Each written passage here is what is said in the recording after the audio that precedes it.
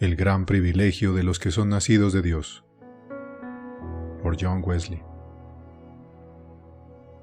Todo aquel que es nacido de Dios no practica el pecado. Primera de Juan, capítulo 3, versículo 9.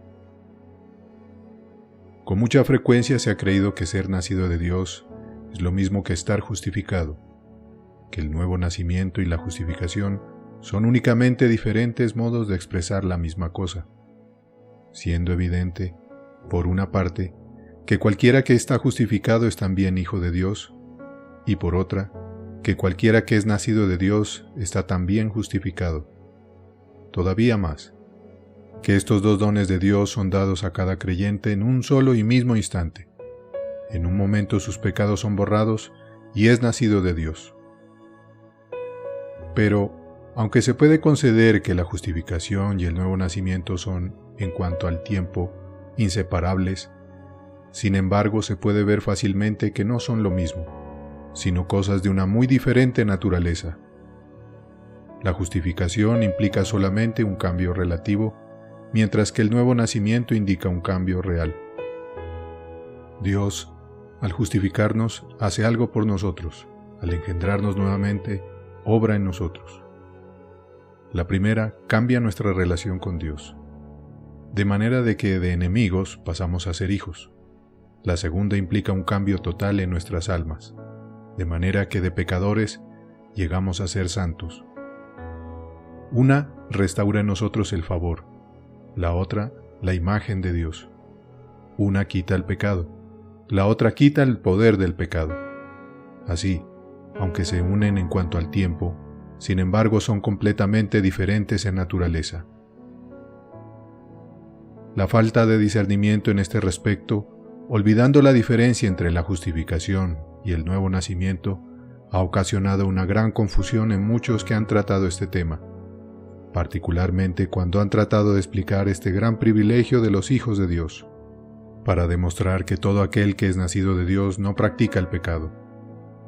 Con el fin de comprender este asunto claramente, sería necesario primero considerar cuál es el verdadero significado de la expresión todo aquel que es nacido de Dios, y segundo, investigar en qué sentido no practica el pecado. Primero, vamos a considerar cuál es el verdadero significado de la expresión todo aquel que es nacido de Dios. En general, de todos los pasajes de la Sagrada Escritura en donde aparece la expresión ser nacido de Dios, podemos aprender que implica no solamente el ser bautizado o cualquier otro cambio exterior, sino un profundo cambio interior, un cambio producido en el alma por la operación del Espíritu Santo, un cambio total de nuestra vida, porque a partir del momento en que somos nacidos de Dios, vivimos de una manera muy diferente a la que acostumbrábamos. Estamos como si dijéramos en otro mundo. La base y la razón de la expresión es fácil de comprender. Cuando experimentamos este gran cambio, podemos decir verdaderamente que hemos nacido de nuevo, porque hay una gran semejanza entre el nacimiento natural y el espiritual. Por esta razón, considerar las circunstancias del nacimiento natural es la forma más fácil de comprender el espiritual. La criatura que aún está por nacer subsiste, en verdad, por el aire, como acontece con todo aquel que tiene vida, pero no lo siente, a no ser de una manera torpe e imperfecta. Oye un poco si acaso, porque los órganos del oído están todavía cerrados. No ve nada, porque sus ojos están cerrados completamente y está rodeado de una completa oscuridad. Hay, pudiera ser, algunas débiles señales de vida cuando se acerca el momento del alumbramiento, y por consiguiente, se muestran también algunos movimientos, por lo que se distingue de una mera masa de materia. Pero no tiene sentidos. Todas estas avenidas del alma permanecen cerradas. Por consecuencia, tiene muy poca, si acaso, comunicación con este mundo visible, ni ningún conocimiento, comprensión o idea de lo que ocurre en él. La razón por la que quien no ha nacido todavía es extranjero para el mundo visible no es porque se encuentra lejos, se encuentra muy cerca, lo rodea por todas partes, sino, en parte, que carece de los sentidos, no se han abierto todavía en su alma. El único medio para mantener contacto con el mundo material y, en parte también, porque lo cubre un espeso velo a través del cual no puede discernir nada. Pero tan pronto como nace la criatura vive de una manera completamente diferente. Ahora siente el aire que le rodea y que entra en su cuerpo por medio de su respiración y que sostiene su vida. Como consecuencia, principia un aumento constante de su fuerza en sus movimientos y en sus sensaciones. Todos sus sentidos despiertan provistos de sus propios objetos. Sus ojos están ahora abiertos para percibir la luz que todo lo inunda y descubre, no solo su propio ser, sino una infinita variedad de objetos que anteriormente desconocía. Sus oídos se abren y escucha una infinidad de sonidos. Usa cada sentido para examinar objetos que le son peculiares y por estos conductos del alma, teniendo contacto con el mundo visible, adquiere más y más conocimiento de los objetos sensibles, de todas las cosas que existen bajo el sol. Así es con el que es nacido de Dios. Antes de experimentar el gran cambio, aunque existe en aquel en quien vivimos y nos movemos y somos, no está consciente de Dios, no siente, no tiene una profunda conciencia de su presencia, no percibe ese divino aliento de vida sin el cual no podría vivir por un momento. Tampoco es sensible a ninguna de las cosas que tiene que ver con Dios, no hacen ninguna impresión en su alma. Dios lo está llamando continuamente desde su gloria, pero no lo escucha. Sus oídos están cerrados. No percibe la voz del encantador por más hábil que el encantador sea. No ve las cosas del Espíritu de Dios. Los ojos de su entendimiento están cerrados, y profundas tinieblas cubre su alma rodeándolo completamente. Es cierto que pudiera tener unas débiles señales de vida, algunos pequeños principios de vida espiritual, pero todavía sus sentidos son incapaces de discernir los objetos espirituales, por lo que no percibe las cosas que son del Espíritu de Dios, porque para él le son locura, y no las puede entender porque se han de discernir espiritualmente. Por esta razón tiene un conocimiento muy rudimentario del mundo invisible, ya que tiene muy poco contacto con él. No que esté lejos de él, no, sino que está en medio de él, lo rodea por todas partes. El otro mundo, como lo llamamos generalmente, no está lejos de ninguno de nosotros. Está arriba, debajo y a cada lado nuestro. Pero el ser humano natural no lo puede discernir, en parte porque carece de los sentidos espirituales, únicamente por medio de los cuales podemos discernir las cosas de Dios. Por otra parte porque lo cubre un denso velo y no sabe cómo penetrarlo. Pero cuando es nacido de Dios, nacido del Espíritu, ¿cómo se transforma su manera de vivir? Su alma es sensible a las cosas de Dios y puede decir por su propia experiencia: Tú has conocido mi sentarme y mi levantarme. Has conocido desde lejos mis pensamientos. Detrás y delante me rodeaste y sobre mí pusiste tu mano. Aspira inmediatamente el Espíritu, o aliento de Dios, que ha sido soplado en el alma recién nacida. Y el mismo aliento que viene de Dios vuelve a él. Así como lo recibe continuamente por la fe, así es retornado por el amor, la oración y la acción de gracias, pues el amor y la alabanza son el aliento del alma verdaderamente nacida de Dios. Por esta nueva forma de respiración, la vida espiritual no únicamente se mantiene, sino que se fortalece día a día, junto con la fortaleza, el movimiento y las sensaciones espirituales. Todos los sentidos del alma están despiertos ahora, y son capaces de discernir entre el bien y el mal espiritual. Los ojos de su entendimiento están abiertos ahora y se mantiene como viendo al invisible. Comprende cuál es la supereminente grandeza de su poder y de su amor para los que creen. Reconoce que Dios tiene misericordia de él, pecador, y que ha sido reconciliado por medio del Hijo de su amor. Ahora percibe claramente tanto el amor perdonador de Dios como todas sus preciosas y grandísimas promesas. Dios, que mandó de las tinieblas resplandeciese la luz, resplandece en su corazón para iluminarlo con el conocimiento de la gloria de Dios en la faz de Jesucristo. Las tinieblas han pasado. Ahora vive iluminado por la luz del rostro de Dios. sus oídos están abiertos y la voz de Dios no llama en vano. Escucha y obedece al llamamiento divino. Conoce la voz de su pastor.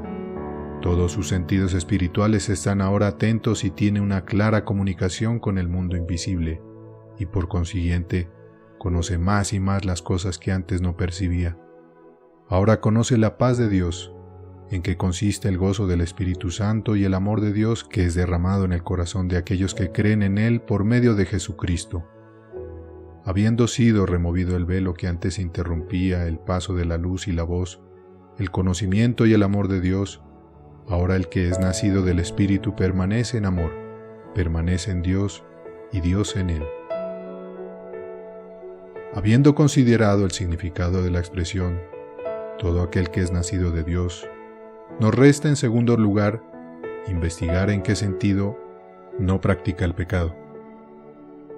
Aquel que ha nacido de Dios, como se ha descrito anteriormente, continuamente recibe en su alma el aliento divino, la benévola influencia del Espíritu de Dios, y se mantiene en constante comunión con Él. Quien así cree y ama, quien por fe recibe continuamente la acción de Dios sobre su espíritu, y por cierta forma de reacción espiritual, retorna la gracia que recibe en un amor incesante, alabanza y oración, no únicamente no practica el pecado, aquel que fue engendrado por Dios, sino que no peca, porque la simiente de Dios permanece en él, porque es nacido de Dios. Por pecado entiendo aquí el pecado exterior, de acuerdo con la acepción común y clara de la palabra, una infracción de la ley, actual y voluntaria, una infracción de la ley de Dios revelada y escrita de cualquier mandamiento de Dios, reconocido como tal al momento de cometer la infracción. Pero todo aquel que es nacido de Dios, mientras permanece en la fe, el amor, en el espíritu de oración y en la acción de gracias, no solo deja de hacer el pecado, sino que no puede cometerlo. En tanto que crea en Dios por medio de Cristo, lo ame y derrame su corazón delante de Él, no puede infringir voluntariamente ninguno de los mandamientos de Dios, ya sea diciendo o haciendo aquello que Dios ha prohibido, siempre que esa simiente permanezca en Él. Esa fe amante, devota y agradecida, lo estimula a evitar hacer nada que sea abominación a los ojos de Dios. Aquí se presenta inmediatamente una dificultad que a muchos le ha parecido insuperable, y los ha inducido a negar la clara afirmación del apóstol y a renunciar al privilegio de los hijos de Dios.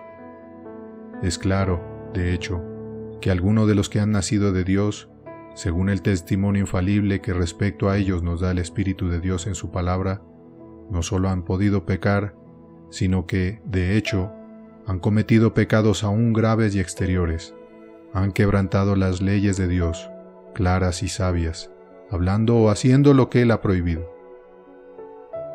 No hay duda de que David fue nacido de Dios, de otra manera nunca hubiera sido ungido rey de Israel.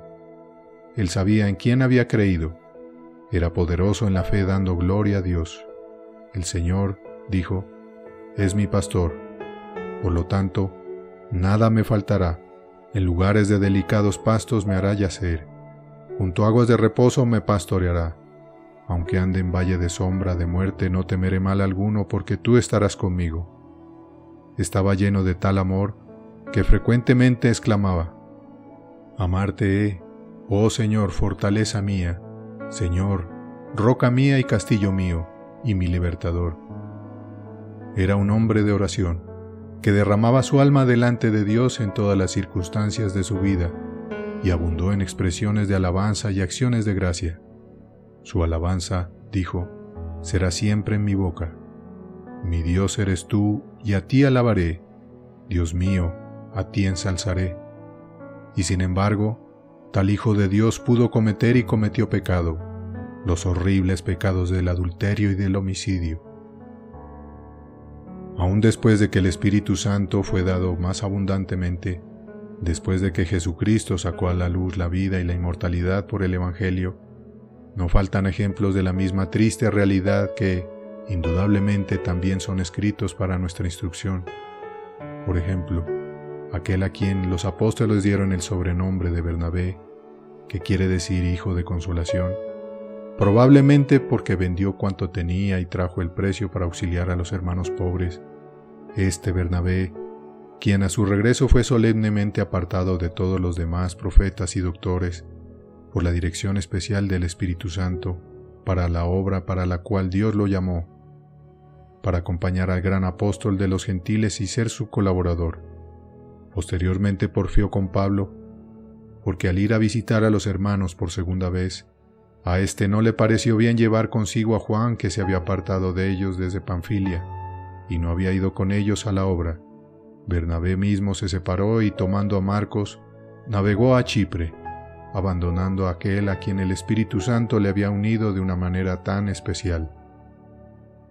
Un ejemplo más sorprende que los dos mencionados es ofrecido por San Pablo en su epístola a los Gálatas, cuando Pedro, el anciano, el celoso, el primero de los apóstoles, uno de los 3 más grandes favorecidos por su Señor, vino a Antioquía.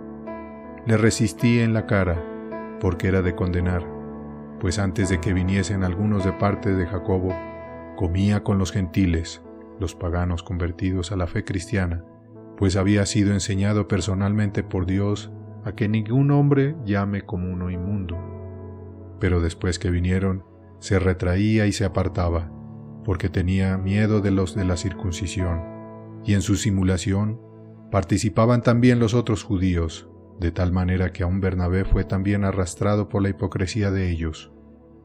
Pero cuando vi que no andaban correctamente conforme a la verdad del Evangelio, dije a Pedro delante de todos: si tú, siendo judío, vives como los gentiles y no como judío, ¿por qué obligas a los gentiles a judaizar?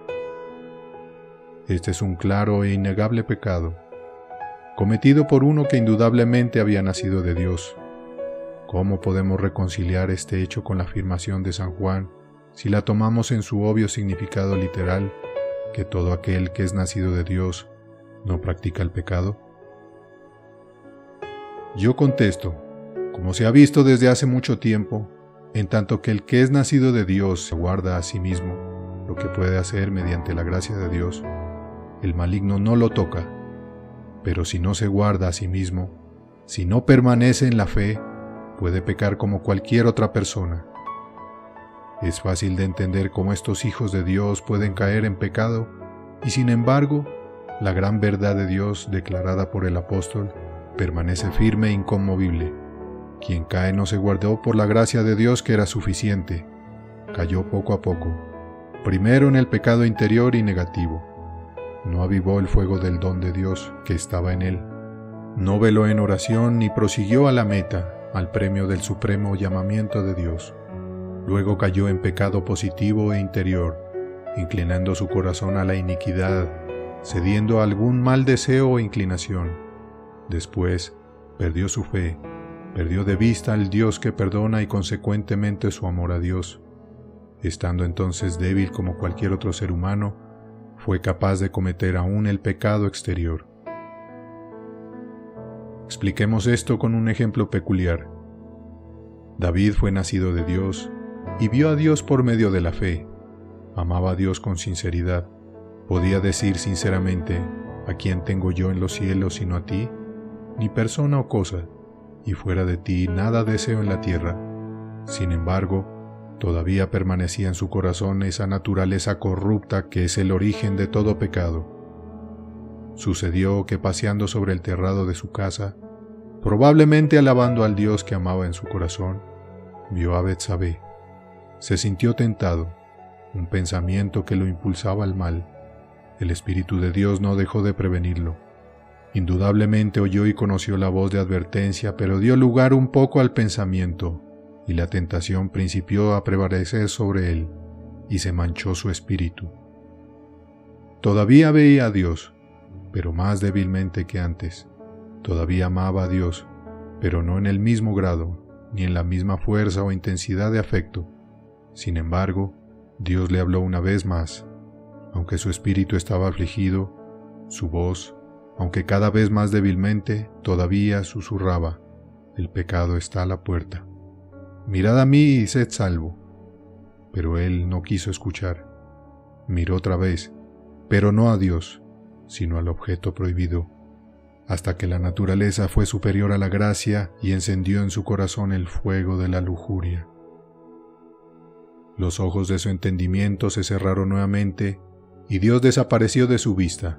La fe, esa divina y sobrenatural comunicación con Dios, y el amor a Dios cesaron por completo. Entonces arremetió como caballo a la batalla y a sabiendas cometió el pecado externo. Pueden ver el descenso inevitable de la gracia al pecado. Procede de la manera siguiente. Primero, la semilla de la fe amante y victoriosa permanece en aquel que es nacido de Dios. Lo guarda y por la gracia de Dios no practica el pecado. Segundo, viene la tentación, ya sea del mundo, la carne o el diablo, no importa. Tercero, el Espíritu de Dios le advierte que el pecado está cerca y lo amonesta a velar y orar con redoblado fervor. Cuarto, cede en cierto grado a la tentación, que ahora le parece más agradable. Quinto, contrista al Espíritu Santo, su fe se debilita y su amor a Dios se enfría.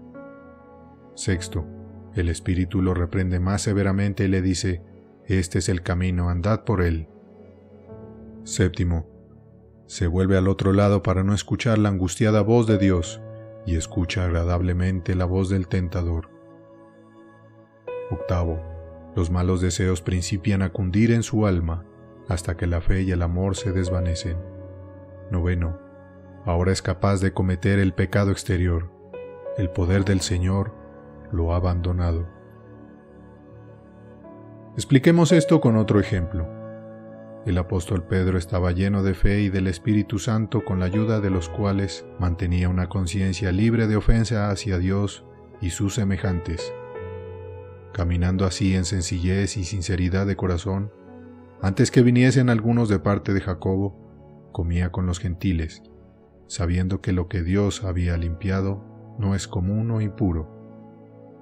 Pero después que vino la tentación, se despertó en su corazón el temer a los de la circuncisión, los judíos convertidos que eran celosos de la circuncisión y demás ritos de la ley de Moisés, y de agradarse del favor y de la alabanza de estas personas, más que de la alabanza de Dios. El Espíritu le advirtió que el pecado estaba cerca. Sin embargo, cedió un poco, teniendo un temor pecaminoso de sus semejantes, y su fe y amor se debilitaron proporcionalmente. Dios lo reprendió nuevamente por dar lugar al diablo, pero no escuchó la voz de su pastor, sino que se entregó a ese temor servil, con lo que apagó el espíritu. Dios se perdió de su vista, la fe y el amor se extinguieron y cometió el pecado externo. No andaba rectamente conforme a la verdad del Evangelio. Se apartaba de sus hermanos cristianos y, debido a su mal ejemplo, si es que no consejo también, en su simulación participaban también otros judíos, sujetándose de nuevo al yugo de esclavitud de que Cristo nos hizo libres. Es indudablemente cierto que cualquiera que es nacido de Dios y se guarda a sí mismo, no hace ni puede practicar el pecado. Sin embargo, si no se guarda a sí mismo, puede cometer toda suerte de pecados insaciablemente. De las consideraciones que preceden, podemos aprender, primero, a dar una respuesta clara e incontestable a un asunto que frecuentemente ha turbado a muchos con un corazón sincero. ¿El pecado precede o sigue la pérdida de la fe? ¿Un hijo de Dios primero comete el pecado y luego pierde su fe? ¿O pierde esta primero y luego comete el pecado? A lo que contesto, algunos pecados de omisión, por lo menos, deben preceder necesariamente a la pérdida de la fe, algún pecado interior. Pero la pérdida de la fe debe preceder a la comisión del pecado externo. Mientras más examine el creyente su propio corazón, más se convencerá de esto, que la fe que obra por el amor excluye tanto el pecado interior como el exterior del alma que vela en oración, que aunque estamos expuestos a la tentación, especialmente del pecado que nos asedia, si la vista del alma se fija amorosa y constantemente en Dios, la tentación desaparecerá rápidamente. Pero somos tentados cuando en nuestra propia concupiscencia somos atraídos y seducidos, como dice el apóstol Santiago, por los placeres presentes o que vemos en el futuro. Entonces, el deseo que hemos concebido da luz al pecado, y habiendo destruido nuestra fe por medio de ese pecado interior, nos arroja con violencia a los brazos del demonio, a fin de que cometamos toda clase de pecados exteriores.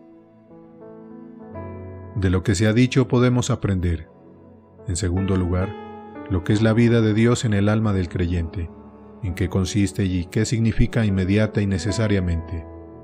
Inmediata y necesariamente implica la continua inspiración del Espíritu Santo de Dios, el aliento de Dios en el alma y que el alma devuelve a Dios, una acción constante de Dios sobre el alma y la respuesta del alma hacia Dios, la presencia constante del Dios amante que perdona, que se revela al corazón y a quien percibe la fe, un continuo retorno de amor, alabanza y oración, ofreciendo todos los pensamientos de nuestro corazón, todas las palabras de nuestra boca, todo nuestro cuerpo, alma y espíritu, para hacer sacrificio santo, agradable a Dios, en Cristo Jesús. De lo cual podemos inferir, en tercer lugar, la absoluta necesidad de esta reacción del alma, como quiera que sea llamada, con el fin de que continúe en ella la vida divina, porque es evidente que Dios no continúa actuando en el alma si el alma no persevera en su reacción hacia Él. Él nos previene, sin duda alguna, con las bendiciones de su bondad. Primero nos ama y se manifiesta a nosotros. Cuando todavía estamos lejos, nos llama hacia Él e ilumina nuestros corazones. Pero si no amamos entonces al que nos amó primero, si no escuchamos su voz, si quitamos la vista de Él y no prestamos atención a la luz que derrama en nosotros, su espíritu no contenderá más. Se retirará poco a poco y nos abandonará a las tinieblas de nuestro propio corazón. No seguirá alentando nuestras almas a no ser que se vuelva hacia Él de nuevo. Solamente que nuestro amor, oraciones y acciones de gracia vuelvan a Él, un sacrificio en el cual Él se complace. Aprendamos, finalmente, a hacer el consejo del gran apóstol. No te ensoberbezcas, sino teme. Temamos al pecado más que a la muerte o al infierno. Tengamos un temor que, si bien esté libre de sufrimiento, esté lleno de celo, no sea que nos inclinemos hacia nuestros propios corazones engañosos. El que piensa estar firme, mire que no caiga, aun quien ahora está firme en la gracia de Dios, en la fe que ha vencido al mundo, puede caer en el pecado interior y naufragar en la fe. Y cuán fácilmente entonces el pecado exterior ganará de nuevo su dominio sobre él. Por esta razón, oh siervo de Dios, vela siempre para que puedas oír la voz de Dios, vela para que puedas orar sin cesar, todo el tiempo y en todo lugar, abriendo tu corazón delante de Él. Así podrás creer y amar siempre y nunca cometerás pecado. El gran privilegio de los que son nacidos de Dios, por John Wesley.